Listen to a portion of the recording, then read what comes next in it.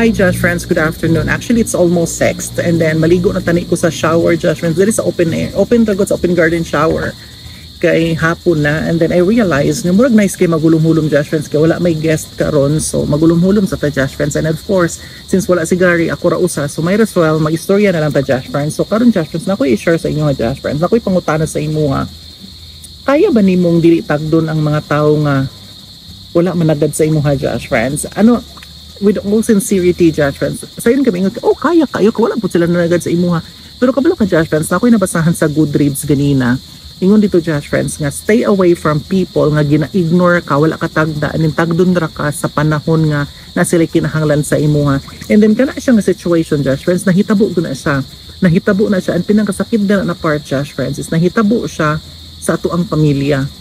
Kabalo ko Josh friends, daghan kay tagsakop sa tong sa pamilya, daghan kay tagparinti, daghan kay tag mga kaila nga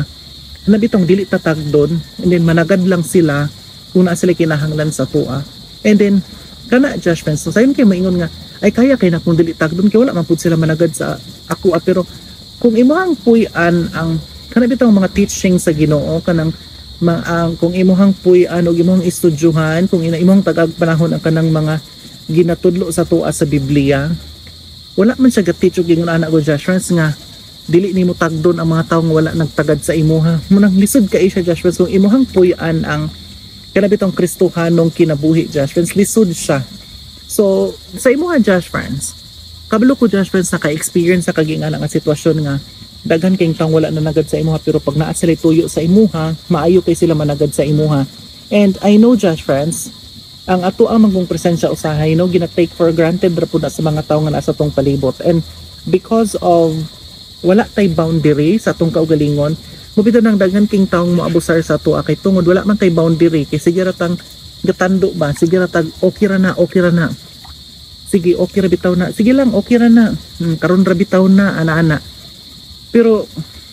kung ato sigurong kablo ko Josh friends I'm always sige na ko nang gina-share sa inyo ha Josh friends nga dapat nagitay boundary sa tong kaugalingon kay kung wala tay boundary mga Josh friends most of the time abusaran ra gud sa mga tao kabalo ka Josh friends dili man maot kung ato ang butangan og boundary ang ato ang kaugalingon kung asa lang takutob kay lisod nugod kay na Josh friends nga magsige kag ingon ana ba niya din sa imuhang kasing-kasing is dili bitaw malipayon kay kabalo ko nakahatag ka sa unsa ilang gipangayo naka-serve ka sa ilahang naka-serve na ka sa imong purpose nga nganong gitagad nila kay sila tuyo sa imuha pero kung imong una-unaon Josh friends so sakit biya na sa tong kasing-kasing nga tawgon ra ta sa panahon nga naa sila kinahanglan di ba so sa imong part Josh friends kaya ba nimo nang buhaton Josh friends nga dili na lang ka managad sa mga tawo nga wala pud nagad sa imuha and then what if ka nang tawhana nga wala managad sa imuha is pamilya nimo sakop nimo imuhang parinti imuhang classmate sa una or bakada nimo sa una. So let me know your thoughts Josh friends kung unsa imuhang opinion kung unsa imuhang insight sa ingana nga sitwasyon Josh friends.